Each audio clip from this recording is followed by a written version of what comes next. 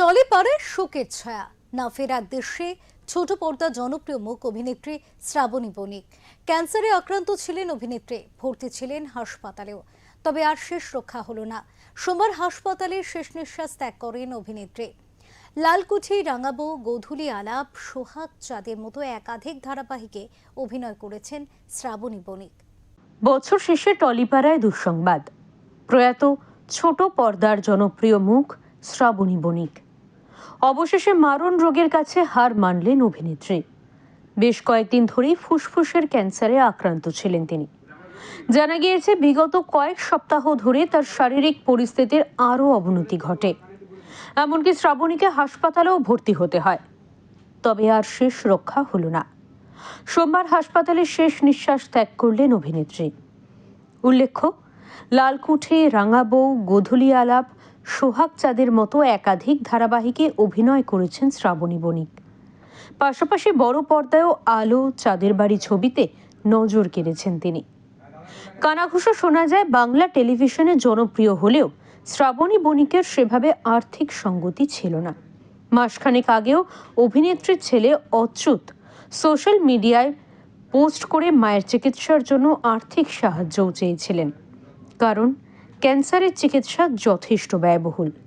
তবে বছর শেষ হওয়ার আগেই চির ঘুমের দেশে পাড়ি দিলেন অভিনেত্রী। শ্রাবণীর মৃত্যুতে শোক প্রকাশ করেছেন টলিউডের অভিনেতা অভিনেত্রীরা এবং তার অনুরাগীরা। আপনারা দুজন একসঙ্গে কাজ করেছেন, যদি একটু অভিজ্ঞতাটা ভাগ করে নিতেন। এত কম বয়সে তিনি আমাদের ছেড়ে চলে গেলেন, একটু যদি এই বিষয়ে কিছু বলেন। হ্যাঁ, সেটাই। মানে আমি living a little bit of a shock right now, because আমি সকালবেলায় এই খবরটা পাই। অ্যান্ড আমি গোধূলি আলাপে শি প্লে মাই মাদার। তো সেখানে আমার মানে খুবই ভালো অভিজ্ঞতা। এত ভালো মানুষের সঙ্গে কাজ করা, যেই সুযোগটুকু পেয়েছি সেটাতেই আমি খুবই কৃতজ্ঞ। অ্যান্ড মানে কি বলবো, এত মানে অত্যাচার আমরা সবাই মিলে করতাম ওনার উপর। উনি কোনো কমপ্লেন কোনো সময় না, অলওয়েজ আমাদের সকলের সঙ্গে মিলেমিশে থাকা থেকে শুরু করে always guiding for betterment. And মানে অনেক কিছু পেয়েছি ওই একটা বছর যে ওনার সঙ্গে কাজ করেছি, অনেক কিছু পেয়েছি, অনেক ভালোবাসা। So my just heart goes out to the family right now. এর আগেও বড় পর্দাও দেখেছি তিনি কাজ করেছেন, তার সঙ্গে তুমি নিজে কাজ করেছো, সেইটা নিয়ে কিছু যদি বলো। আর ক্যান্সারের মতন একটা রোগে উনি মারা গেলেন, সেইটা নিয়েও যদি তুমি কিছু বলতে চাও।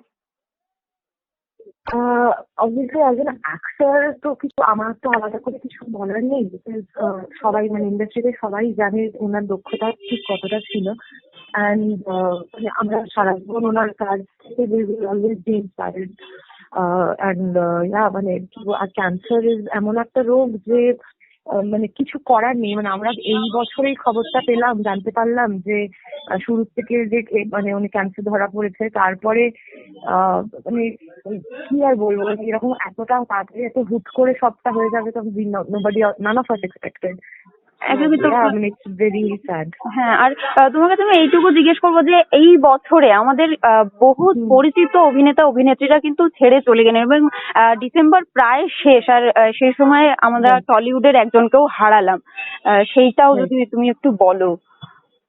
আমি জাস্ট আশা করবো to end it on a like a better, because উনি যেরকম ধরনের মানুষ ছিলেন, অলওয়েজ পজিটিভ সাইডকে বিলিভ করতেন। আমার মনে হয় যে এখন প্রবাবলি উনি যেখানে আছেন এই বছরে হয়তো কিছু একটা ছিল, এই বছরে হয়তো অনেক কিছু চেঞ্জেস হওয়ার ছিল, অনেক অনেক মানুষদেরকে হারানো আমাদের মানে ভবিতব্যে ছিল, তাই জন্যই হয়েছে সেটা। আর যেরকম উনি ছিলেন, she would always be remembered as a very happy go lucky, ভীষণ খুশি, মানুষদেরকে খুশি করেন আর নিজেও খুশি থাকতে বিশ্বাসী। অ্যান্ড আমরা সেটাকেই কন্টিনিউ মানে করতে চাই আর কি ইন ফিউচার। ওকে দিদি, থ্যাংক ইউ। কথায় আছে, মানুষ চলে গেলেও তার কাজ থেকে যায়। অভিনেত্রীর প্রয়াণে শোকের ছায়া টলিপাড়ায়। ব্যুরো রিপোর্ট, ওঙ্কার বাংলা।